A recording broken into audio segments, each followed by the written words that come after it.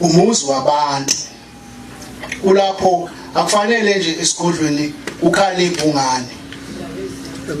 Kufanele esigodlweni kuhlale kunabantu. Khuluma ke banomzane bakwaButhelezi. Beyazi lento lokhu yabantu awushembe. Mawuya la khona ushembe ufona uthola abanomzane nje phela behlezi umangale imizi beyishile bezohlala lapha bese ngibuka ngithi yazi isizwe samaZulu lento yaso kodwa isabanjiwe lapha na kwaShembe uhlangane nje nabanomzane phela ubone ukuthi futhi na uthi uzodlapha kufanele uchaze ukuthi uzodlala lapha nje uyapi.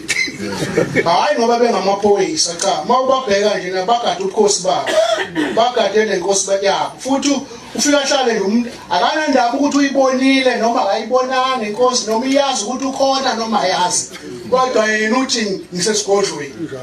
Yilo ubukhosi kufanele uba sibuvuze sibumise ngeenyawo nina bakwaButhelezi kodwa kenye into engizoyisho eNdlunkulu kwakuphuma isivuno ngoba kwahlala kunokudla eNdlunkulu kuhlala kukubo kwakudla.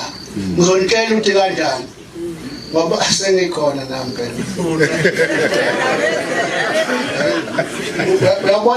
Yabona ngoMashi ngoba nisazozithula nje kodwa ngoMashi sesibe nesuku lokukhonza lapho kuza khona izizwe zizokhonza inkosini ziphethe zonke izidlo. Ingqolobane zaseNdlunkulu hlale egcwele ukuze nohlanye olulambe lapha emgwaqeni luzozedlulisa ngapha ngoba liyazi ukuthi kuyofika kunokudla lapha ekhaya. Sengisho ukuthi nina bakwaButhelezi vulani lenkundla lapha ekhaya nazi ukuthi kusekhaya akekho umuntu ocwaswayo eNdlunkulu. Akacwaswa nje umuntu eNdlunkulu ukwabo kukini mawuseNdlunkulu nje kukini ungena ngoba wazi ukuthi kukini kuphela nje ubamba iprotocol waphela mawusayibamba iprotocol sokushayisa awusayibamba iprotocol. Isho ukuthi umntwana wafihla inqindi